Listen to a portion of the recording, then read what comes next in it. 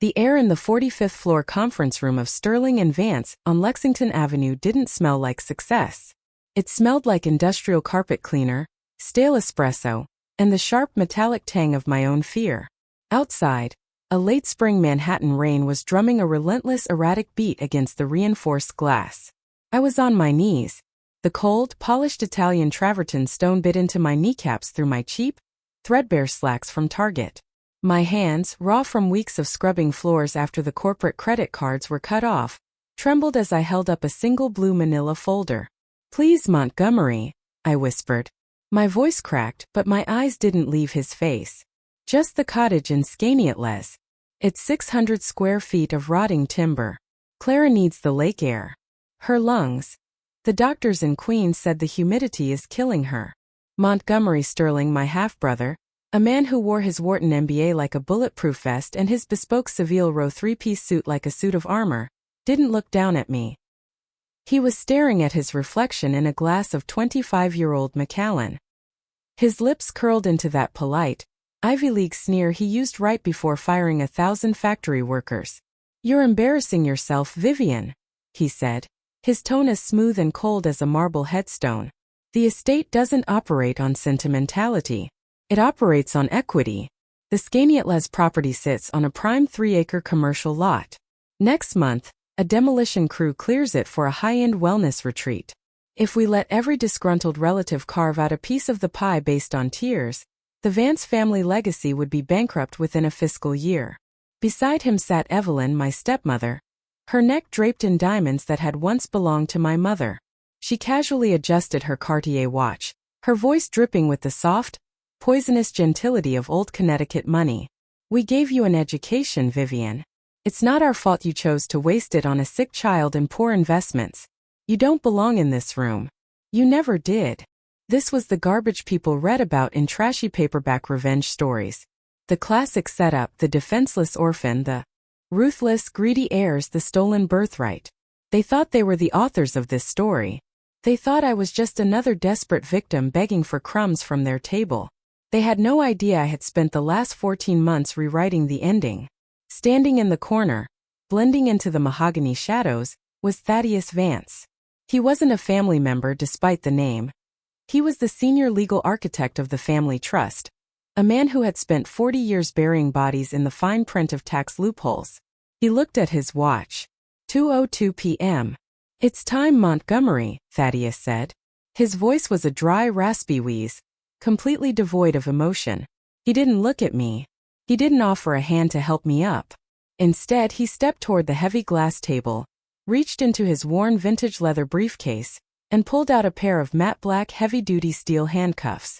Montgomery let out a short, sharp bark of a laugh, nearly spilling his scotch. "What the hell is this, Thaddeus? A joke? You brought security hardware to a settlement meeting." "It's not for her, Montgomery," Thaddeus said softly. The heavy double doors of the conference room clicked. The lock disengaged with a sound like a rifle shot. The doors swung open. 3 men in dark blue windbreakers walked in. No badges on their chests, just 3 bold, white letters stenciled across the waterproof fabric. IRS. The man in the lead, a grim-faced investigator with a scarred jawline, held a piece of paper. "Montgomery Sterling.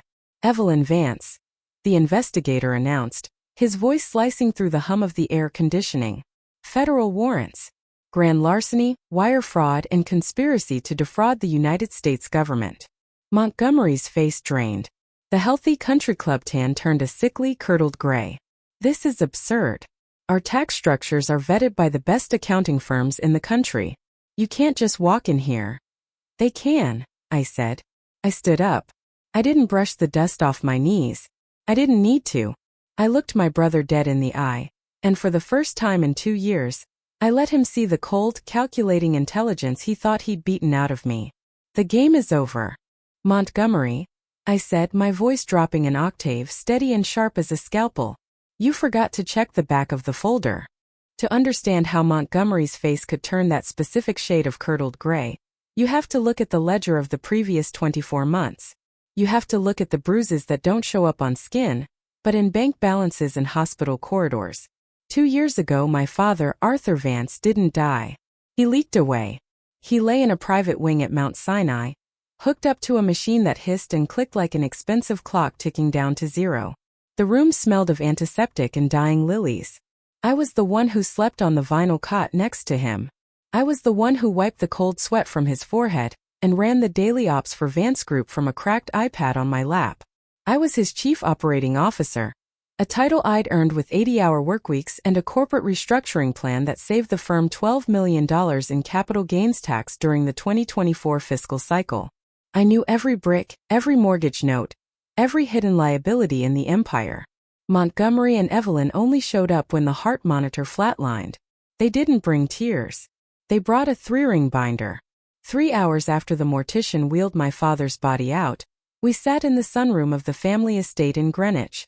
Evelyn was sipping Earl Grey, her eyes dry and predatory. Montgomery handed me a document. A codicil. An amendment to my father's original 2022 estate plan, supposedly executed 6 days before his stroke. It's a standard corporate consolidation, Vivienne, Montgomery had said. His voice flat, casual, like he was announcing a change in the weather. Given your emotional distractions with Clara's medical situation, Father felt it best to streamline governance. I read the text. My hands went numb.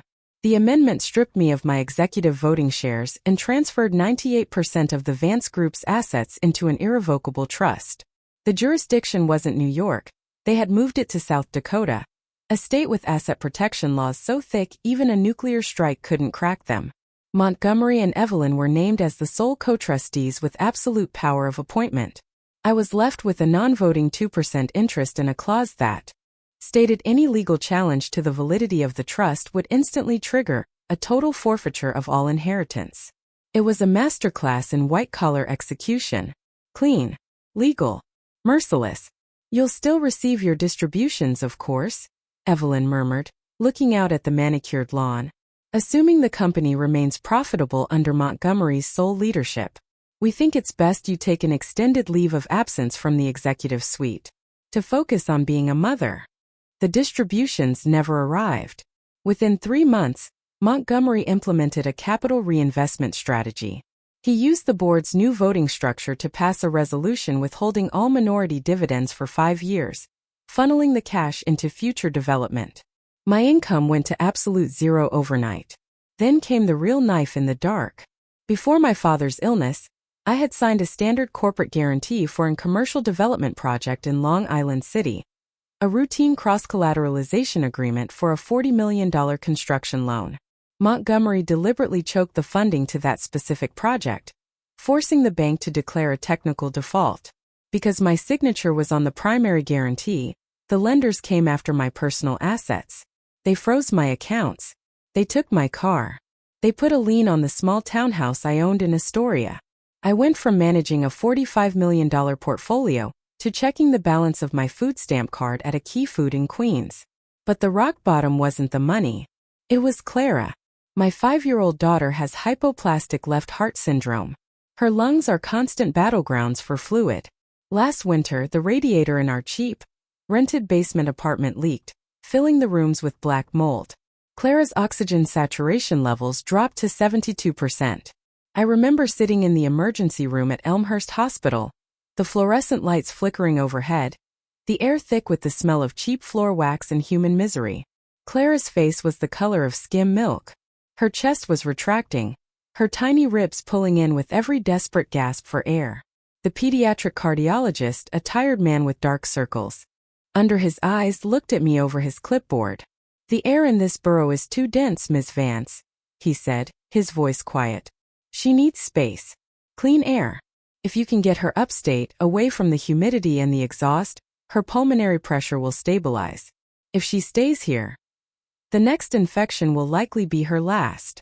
I swallowed my pride. I chewed it down until my throat bled. I called Montgomery. I called him 12 times before his secretary finally put me through. I met him at Le Bernardin. He was dining with 2 city councilmen, eating truffles and discussing the zoning laws for a new luxury condo tower. I stood by the white-clothed table in my faded trench coat, looking like a ghost at a banquet. "Just $50,000, Montgomery," I said, keeping my voice low so his guests wouldn't hear. Advance it from my frozen shares. Just enough to move Clara to the Knelt cottage and pay for her next round of beta blockers. I'll sign whatever you want. Montgomery didn't even look up from his plate. He sliced his Wagyu beef with surgical precision. I told you, Vivienne, the trust is locked, he said, his voice dripping with that polite, high society disdain. The corporation cannot subsidize your personal lifestyle choices. If you're struggling financially, perhaps you should look into public assistance. New York State has excellent Medicaid programs for low-income families. Now, if you'll excuse us, we're discussing municipal bonds. Evelyn, sitting across from him, patted her lips with a linen napkin and offered a thin, aristocratic smile. We're doing this for your own good, dear. Accountability builds character. I walked out of that restaurant into the cold Manhattan drizzle. My shoes were leaking. My daughter was dying. My family was celebrating their record-breaking first-quarter earnings. That was the night the tears dried out of my system. That was the night I realized that fighting them in a civil court was a sucker's game. Montgomery had 5 law firms on retainer. He could drag a lawsuit through the appellate courts until Clara was in a grave and I was in an asylum. They thought they had won because they owned the paper. They thought they were safe because they had hired the best legal minds money could buy to erect their fortress. But every fortress has a sewer line. Every greedy heir leaves a digital footprint. And if you know how to read a ledger, you don't need a sword to kill a giant. You just need to wait until he steps on his own throat. The rage didn't come as a hot flash. Came as a hard, freezing clarity. When you're sitting under the buzzing ballast of a 24-hour laundromat at 3 in the morning, watching your kid's lips turn the color of a bruised plum while Montgomery's face smiles from the cover of the Crane's New York business section on the plastic table, you don't cry. You calculate.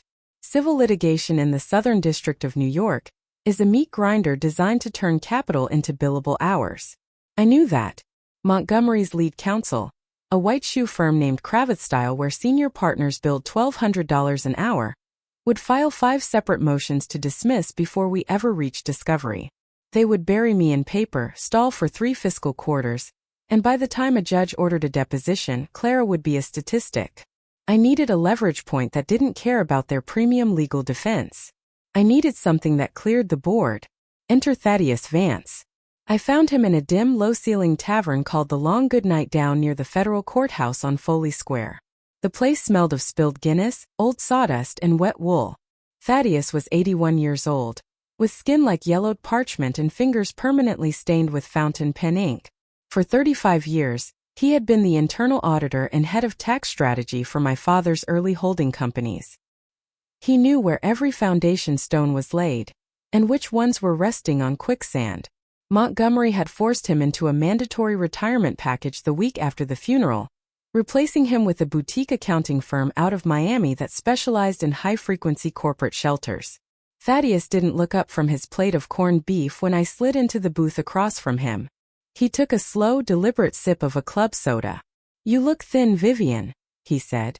His voice sounded like gravel being kicked down a dry well. "Your father was a stubborn bastard, but he never let his own blood sit in a public clinic." Montgomery changed the estate plan, Thaddeus. South Dakota Trust. Absolute appointment power. A faint bitter smile touched the old man's mouth. South Dakota. Of course. The Delaware of the prairie. Safe from creditors, safe from ex-wives, safe from daughters. Montgomery thinks he's a strategist because he reads the executive summaries from McKinsey. He's an idiot. He's got the ambition of a Borgia and the attention span of a fruit fly. "I don't want to break the trust," I said, leaning in until the smell of his wet wool coat filled my nostrils. "I want to break him. Show me the seam." Thaddeus reached into his breast pocket, pulled out a pair of silver-rimmed reading glasses, and hooked them over his ears. He looked at me for 5 long seconds through the thick, scratched lenses. Then he reached down, lifted his scuffed leather briefcase onto his lap, and extracted a single yellow legal pad. "Your brother wanted to avoid the 40% federal estate tax on the upstate commercial development sector," Thaddeus murmured, his finger tracing a column of handwritten figures. "The Knelt tract. 300 acres of lakefront property. When your father bought it in '98, it was valued at $400,000. Today, with the zoning changes for commercial hospitality, it's worth $52 million. Easily. He paused, tapped his thumb against the edge of the table. Tap, tap, tap. If Montgomery declared the true value on the Form 706 estate tax return, the Vance Group would owe the IRS roughly $21 million in immediate cash. The firm doesn't have that kind of liquidity right now. Montgomery's been over-leveraging the commercial paper side to fund his luxury high-rise on 57th Street. So he got creative. How creative? He used a tiered network of limited liability companies, Thaddeus explained, his voice dropping an octave, blending into the ambient clink of glasses at the bar. 2 shell companies registered in Cheyenne, Wyoming, which flow into a master entity in Grand Cayman called Larkspur Holdings Limited. Montgomery hired a private appraisal firm out of New Jersey, run by an old college roommate of his, to value the Skaneateles land at exactly $2.2 million. They claimed the soil was contaminated with agricultural runoff. An outright lie. But on paper, it lowered the tax bill from $21 million to less than $90,000. My pulse hammered against my ribs, but my face remained perfectly still. The IRS doesn't just accept a $2 million appraisal on 300 acres of prime lakefront property without a red flag. They don't, Thaddeus said, a cold gleam appearing in his ancient eyes. Unless the asset is scheduled for a non-profit donation or a long-term conservation easement. Montgomery filed intent papers claiming the land was being preserved for an avian sanctuary. That bought him a 3-year window before a physical field audit would trigger. But he's not preserving it, I said, remembering the wellness retreat Montgomery had mentioned at Le Bernardin. No. He's already signed a secret, non-binding letter of intent to sell Larkspur Holdings, and the land inside it, to an international resort conglomerate based out of Zurich for $58 million cash. The closing date is scheduled for next month. The money lands in a Swiss corporate account. The IRS gets nothing. The family trust gets cleaned out, and the cash vanishes into the European banking system before anyone in Washington realizes the birds never arrived. I sat back against the cracked vinyl of the booth. The pieces fell into place with the heavy, satisfying clunk of a vault door locking. If I go to the feds with this, I muttered. Montgomery uses his white-collar defense guise. He blames the appraisal firm. He claims it was an accounting error, a technical misunderstanding of the valuation rules under Section 2031 of the Internal Revenue Code. He pays a fine, amends the return, and uses the rest of the cash to crush me. Exactly, Thaddeus agreed, shutting his legal pad with a sharp slap. The IRS whistleblower office on Constitution Avenue gets 10,000 tips a year. Most of them sit in a filing cabinet in Maryland until the statute of limitations runs out. If you want the Criminal Investigation Division, the guys with the gold badges and the federal grand jury subpoenas, to move, you can't just give them a suspicion. You have to give them an open and shut case. You have to give them willfulness. You have to make Montgomery sign his own confession under penalty of perjury. How do we do that? Thaddeus took off his glasses, leaned across the table until I could see the broken red veins in his cheeks. Your brother is an arrogant prick, Vivienne. His entire identity is built on the fact that he thinks he's the smartest man in any room he walks into. He thinks you're a broken, desperate woman who can be bought off with a couple of scraps. You need to play that part. You need to give him an option that appeals to both his greed and his cruelty. You give him a deal that looks like an absolute capitulation. I went back to Queens that night on the N train.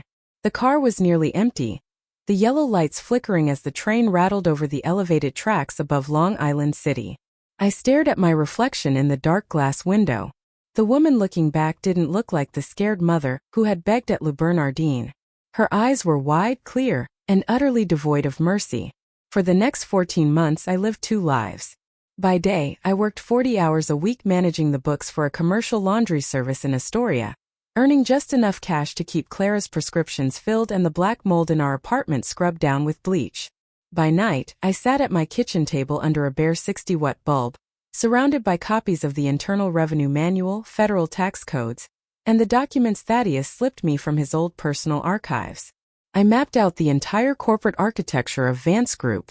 I memorized every transaction date, every wire transfer routing number from the Cayman accounts, every corporate minutes entry where Montgomery had signed his name as managing partner.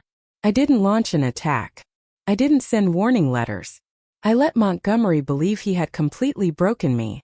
Every 3 months, I sent a pathetic handwritten email to his personal assistant, begging for a tiny loan, asking for a few $1,000s from the estate to cover Clara's physical therapy. Montgomery never answered them himself. He had his assistant send form letters back. The trust remains illiquid at this time. Every refusal was a brick in the wall I was building around him. I was establishing a clear, documented record of my total financial desperation and his absolute, unyielding control over the estate's resources. By May of 2026, the Swiss conglomerate's due diligence team was finishing their final review of the Knelt purchase. Thaddeus's sources inside the escrow bank confirmed the wire transfer parameters were being set up. Montgomery was 30 days away from pocketing $58 million and moving the money out of Uncle Sam's reach forever. It was time to set the table. Called Thaddeus. Get in touch with your old contact at the IRSCI field office in Manhattan. I told him, my voice steady, ice cold. Tell them we have a white-collar fraud package with a guaranteed conviction attached to it. Tell them the target is about to execute a $58 million international wire transfer. And tell them if they want the catch of the year, they need to be in the conference room at Sterling and Vance on Lexington Avenue at exactly 2 o'clock on Friday afternoon. And what are you going to do? Thaddeus asked. I'm going to go buy a cheap pair of slacks, I said. And then I'm going to go give my brother the victory he's been waiting for. The mechanics of a legal trap require absolute stillness from the architect. If you twitch, if you show a single flash of hunger in your eyes, the prey smells the copper tang of the hook. On Thursday night, 24 hours before the meeting, I sat on the edge of Clara's twin bed in Astoria. The room smelled of vaporub and the damp, sweet scent of her sweat. Her breathing was a shallow, raspy click-click-click against my chest. I stroked her fine, damp hair, my eyes fixed on the cracked plaster of the wall. Thaddeus had done his part. The packet had been dropped at the Internal Revenue Service Criminal Investigation Division office on Federal Plaza. It wasn't a standard tip-off. It was a curated, indexed master file containing the bank routing numbers for Larkspur Holdings Limited and the intercepted, unredacted emails between Montgomery and the Zurich Hotel acquisition team. But federal prosecutors are cautious creatures. They don't risk their conviction rates on circumstantial paper. They needed the final overt act of fraud committed within their jurisdiction, New York State, to seal the indictment under Title 26, United States Code, Section 7201. They needed Montgomery to swear to the lie in person today. At 1:15 p.m. on Friday, I stepped out of the subway at 51st and Lexington. The humidity was rising, drawing up the smell of wet asphalt and hot diesel exhaust from the street. My Target slacks felt thin against the wind tunnel blowing off the avenue, but my mind was an icebox. I carried a cheap black vinyl folder I'd bought for $4 at an Office Depot in Queens. Inside were 3 copies of a document I had drafted myself, spending 48 hours adjusting the margins and font sizes to match the exact template of the Vance Group's corporate stationery. I called it a conditional waiver of inheritance and general release. To an ordinary corporate attorney, the document looked like an absolute surrender. It stated that I, Vivienne Vance, in exchange for the clear, unencumbered title to the 600-square-foot lakefront cottage in Knelt, New York, would permanently waive all future claims against the Arthur Vance estate, the Vance Group, and its co-trustees Montgomery and Evelyn. It was the ultimate capitulation. It was exactly what Montgomery's ego demanded. But nestled deep within Section 7, Paragraph B, sandwiched between a boilerplate choice of law clause and an indemnification provision, was the trigger. It was an affidavit of asset valuation and clean title. The language was dry, precise, and lethal. The co-trustees hereby warrant, represent, and certify under penalty of perjury that the fair market value of the Knelt property, inclusive of all underlying acreage held under Larkspur Holdings Limited, does not exceed the certified estate appraisal of $2,200,000 as submitted on Form 706 to the Internal Revenue Service, and that no encumbrances, pending sales, or private transfers of interest exist as of the date of this execution. If Montgomery signed it, he wasn't just settling a family dispute. He was verifying a fraudulent tax return under oath. An act that transformed a civil tax discrepancy into a federal felony, carries a 5-year prison sentence per count. At 1:45 p.m., I entered the lobby of Sterling and Vance. The marble floors were polished to a mirror shine, reflecting the halogen spotlights above like a sheet of black ice. Thaddeus was already waiting near the security desk, his old leather briefcase tucked under his arm like a dead animal. He didn't say a word. He just gave me a brief, almost imperceptible nod of his chin. We took the express elevator to the 45th floor. The silence inside the capsule was total, save for the faint, pressurized hiss of the ascent. When the doors opened, Montgomery's personal secretary, a young woman named Cynthia who used to bring my daughter coloring books before the coup, looked at my faded trench coat with a mixture of pity and professional detachment. "They're waiting for you in the main boardroom, Ms. Vance," she said, her voice dropping an octave. "Mr. Sterling's personal counsel is already inside." The boardroom was a long rectangle of gray carpet and soundproof glass. Montgomery was leaning against the window, his back to the rain, talking on a slim titanium cell phone. He looked magnificent, the silver at his temples perfectly trimmed, his charcoal suit draping flawlessly over his shoulders. Evelyn sat at the center of the monolithic conference table, her manicured fingers tapping rhythmically against the glass surface. Tap, tap, tap. Next to her sat Marcus Vance, no relation to us, but Montgomery's chief legal hatchet man, a partner at a firm that specialized in asset concealment and hostile corporate takeovers. Marcus looked at his watch as Thaddeus and I took our seats at the far end of the table. The distance between us felt like a geographical border. "We have 30 minutes, Vivienne," Marcus said, his tone clipped, professional, completely empty of warmth. "Montgomery has a closing call with a European investment group at 3. Let's keep this brief. Do you have the executed quitclaim deeds for your 2% non-voting shares?" I didn't answer him. Instead, I leaned forward, letting my shoulders slump, letting the raw red skin of my knuckles show against the dark laminate of the table. I played the broken woman they had spent 2 years manufacturing. "I don't care about the shares, Marcus," I said, my voice low, trembling just enough to make Montgomery pause his phone conversation and look over his shoulder. "Keep them. Keep the dividends you blocked. Keep the Greenwich estate. I want the cottage. I want my daughter to breathe. That's it." Montgomery hung up his phone with a small, satisfying click. He walked over to the table, pulling out the heavy leather chair at the head of the room. He didn't sit. He just leaned his palms on the back of it, looking down at me with the distant curiosity of an entomologist studying a beetle. "You should have taken that deal 6 months ago, Vivienne," he said, his voice smooth, reasonable, the classic tone of a man who believes he's being magnanimous while holding a knife to your throat. "You've spent a year living in a tenement because of your own stubbornness." "Marcus, let's see the paperwork she brought." I pulled the 3 copies of my document out of the cheap vinyl folder and slid them across the vast expanse of the glass table. They slid smoothly, stopping right in front of Marcus's silver Montblanc pen. Marcus adjusted his reading glasses. He spent 4 minutes reading section 1 through 6.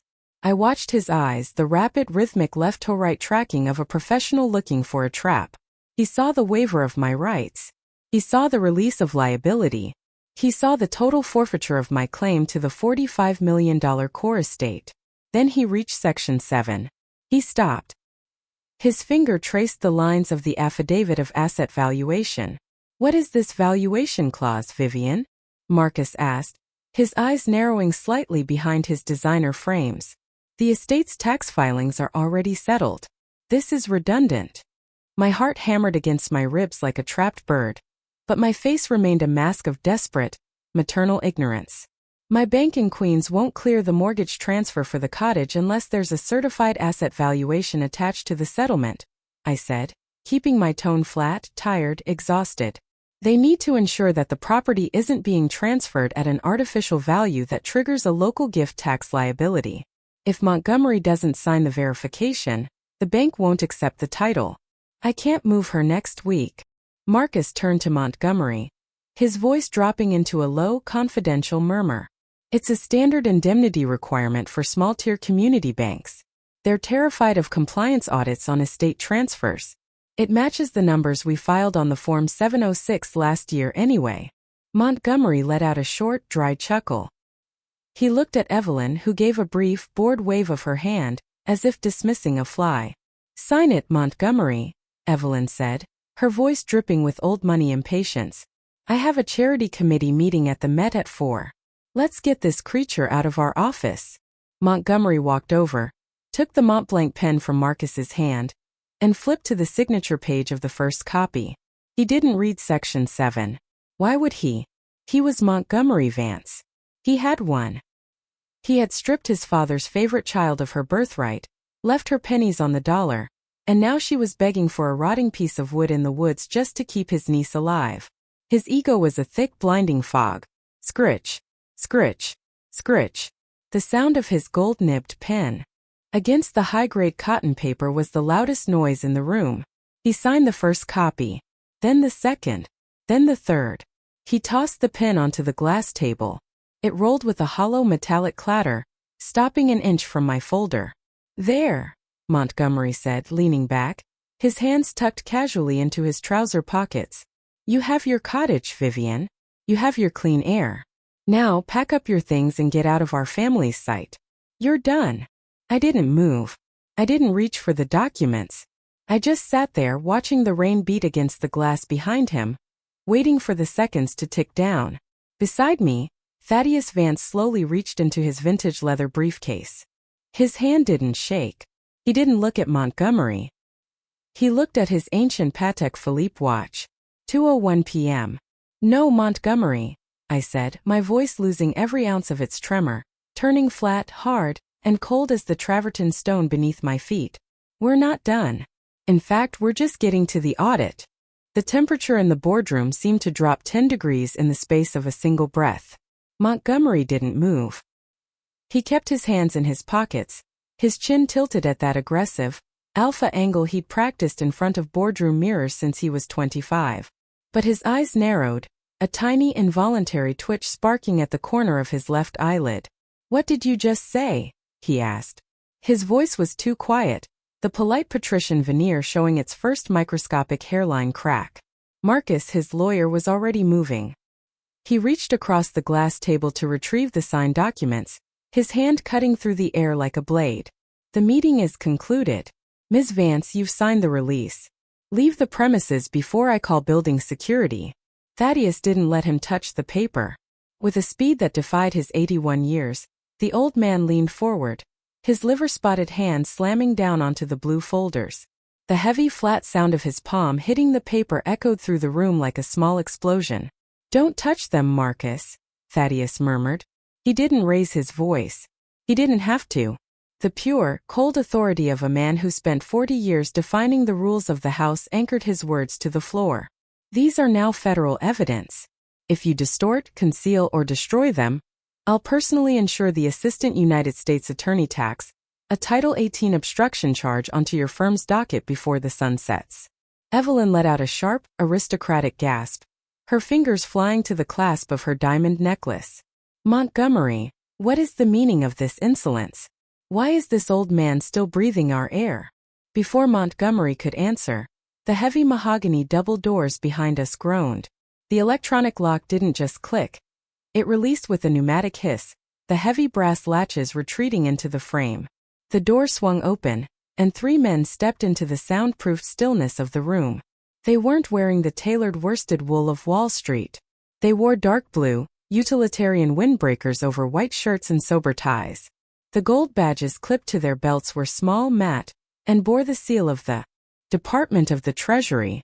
The man in the lead was thick-necked, his face weathered by the brutal gray winters of upstate field offices, carrying a heavy black ballistic nylon briefcase.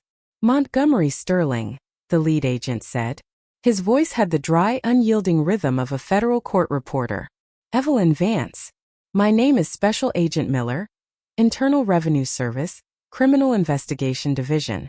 We are here to execute a federal arrest warrant issued by the United States District Court for the Southern District of New York." Marcus stood up so fast his leather chair rolled back and slammed into the glass wall behind him. "This is an outrageous abuse of process. My clients are prominent citizens. If there is a valuation dispute regarding the Form 706, it is a civil matter under audit review. We have a pending conference with the district director in 3 weeks. The civil audit was closed at noon today, Counselor," Agent Miller interrupted, his voice dropping like an iron gate. He didn't look at Marcus. His eyes were fixed entirely on Montgomery, who hadn't moved an inch, his face frozen in a rigid, pale mask that looked like it had been carved out of cheap lard. This is a criminal execution under Title 26, Section 7201, willful attempt to evade and defeat tax. We also have warrants under Title 18 for wire fraud and conspiracy. Willful, Marcus barked, his face turning a dangerous mottled red. You don't have a leg to stand on regarding willfulness. The appraisal was conducted by an independent third-party firm. Any discrepancy is a matter of professional methodology, not criminal intent. I leaned back in my chair, crossed my legs, and took a long, slow breath. The air didn't taste like fear anymore. Tasted like ink. Tasted like old paper. It tasted like the cold, hard steel of a trap snapping shut. He's right, Marcus, I said, my voice cutting through the lawyer's panic with the precision of a diamond-tipped glass cutter. An hour ago, you could have argued accounting error. You could have blamed the New Jersey appraisal firm. You could have paid the back taxes, signed a consent decree, and walked back to your country club with a slap on the wrist. I pointed a single steady finger at the blue folder resting beneath Thaddeus's palm. But 5 minutes ago, Montgomery signed that affidavit of asset valuation under penalty of perjury. He swore in front of Thaddeus, in front of you, and in front of a licensed notary public, that the true market value of the Knelt tract was exactly $2.2 million. He swore that there were no pending private transfers of interest. Montgomery's mouth opened, but no sound came out. A thin sheen of greasy sweat had broken out across his high forehead, glistening under the sharp halogen lights. What he didn't know, I continued, my voice dropping an octave, cold and level, is that yesterday at 4 o'clock, the Swiss acquisition team in Zurich received a formal inquiry from the IRS International Operations Division. They didn't lie to the feds, Montgomery. They turned over the fully executed, dated, and stamped letter of intent from 2 weeks ago. The one where you agreed to sell Larkspur Holdings, and that exact same land for $58 million cash. The silence that followed was absolute. You could hear the faint, rhythmic tink-tink-tink of the rain striking the glass 45 floors below. You see, Montgomery, I said, leaning closer until he could see the total lack of warmth in my eyes. The federal definition of criminal willfulness is simple: an intentional violation of a known legal duty. When you signed that tax return last year, you lied. But when you signed that affidavit just now, after selling the land for 26 times that amount to the Swiss, you didn't just lie. You left a bloody thumbprint on the knife. Agent Miller reached into his briefcase. He didn't pull out an accounting ledger. He pulled out 2 sets of heavy matte black Smith & Wesson handcuffs. The steel chains clinked against each other with a sharp, metallic ring that sounded like a funeral bell. Turn around and place your hands behind your back, Mr. Sterling, Miller commanded. Evelyn let out a thin, ragged screech, a sound that didn't belong in Greenwich or the Upper East Side. She lunged toward the table, her manicured nails clawing at the air. This is that girl's doing. She's a thief. She's an ungrateful lowborn. Sit down, Evelyn, Thaddeus said. His voice wasn't loud, but it had the weight of an anvil. The grand jury has already reviewed the Cayman wire transfers. They know about the $300,000 you moved to London last month to clear your personal bridge loan. You're not a victim here. You're a co-conspirator. Sit down before the agents assist you. She collapsed back into her leather seat, her face turning the color of old newspaper, her aristocratic posture dissolving into a huddled, trembling lump of expensive wool and useless diamonds. The second agent stepped behind Montgomery. Hands behind your back, sir. Montgomery didn't fight. The arrogant Wharton graduate, the man who had told me my daughter's life was an unfortunate asset liability, seemed to shrink inside his bespoke Seville Row suit. His shoulders slouched forward, his chest collapsing as the agent pulled his wrists behind his back. Click, click. The sound of the ratchets engaging was small, but it filled every corner of the room. It was the exact sound of $58 million vanishing into thin air. It was the sound of a 5-year mandatory minimum federal sentence locking into place. As they led him toward the door, Montgomery stopped. He turned his head, his gray face looking down at me where I sat. His eyes weren't angry anymore. They were wide, hollow, and filled with the terrifying realization that he had been outthought, outmaneuvered, and utterly destroyed by the woman he thought he'd starved into submission. "Vivienne," he whispered, his breath smelling of the expensive scotch he'd been celebrating with 5 minutes ago. "Clara. We can talk about Clara. I can fix the trust. I can write a check." "The time for checks is over, Montgomery," I said, looking straight through him to the door. "You told me law didn't operate on sentimentality. It operates on equity. And today, the ledger is perfectly balanced." The clicking of Montgomery's loafers on the travertine floor faded, replaced by the heavy metallic echo of the elevator doors sliding shut on the 45th floor. Marcus was already on his cell phone, his voice hushed and frantic, calling his firm's managing partner to report a catastrophic asset seizure event. He didn't even say goodbye to Evelyn. He left her slumped in her chair, staring at the empty glass where her 25-year-old scotch was still sweating onto the table. Thaddeus picked up the signed blue manila folders, slipping them back into his battered leather case with a slow, dry satisfaction. "You did well, Vivienne," he said, adjusting his glasses. "But the real paperwork starts now. The federal government moves like a glacier, except when it comes to collecting cash." He was right. The IRS whistleblower office under Section 7623B of the tax code is not an ATM. It's a bureaucracy of ledger entries. For the next 5 months, I lived between my attorney's office and a nondescript federal building on Center Street. I watched the Vance Group's empire get systematically disassembled by civil asset forfeiture.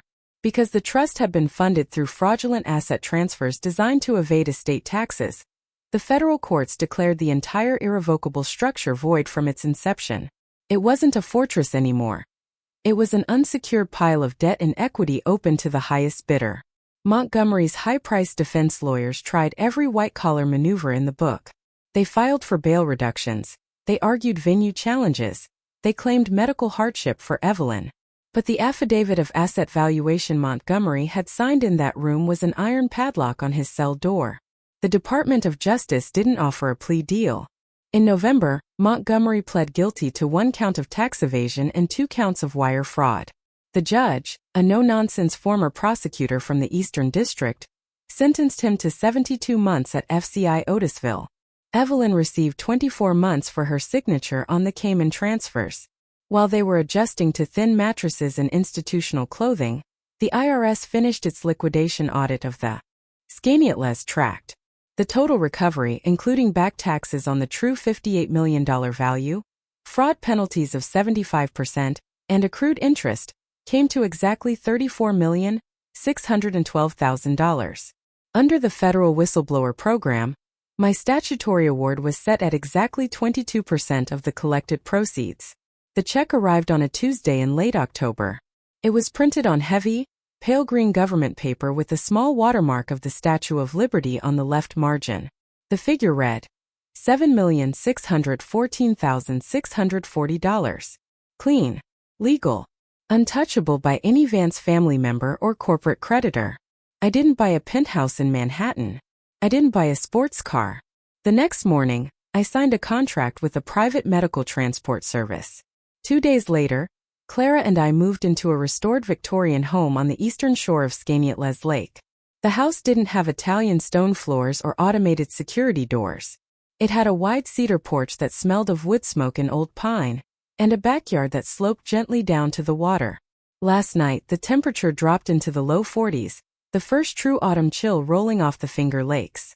I sat in a rocking chair on the porch, a wool blanket pulled over my knees, watching Clara sleep in a small hammock hung between 2 old maple trees.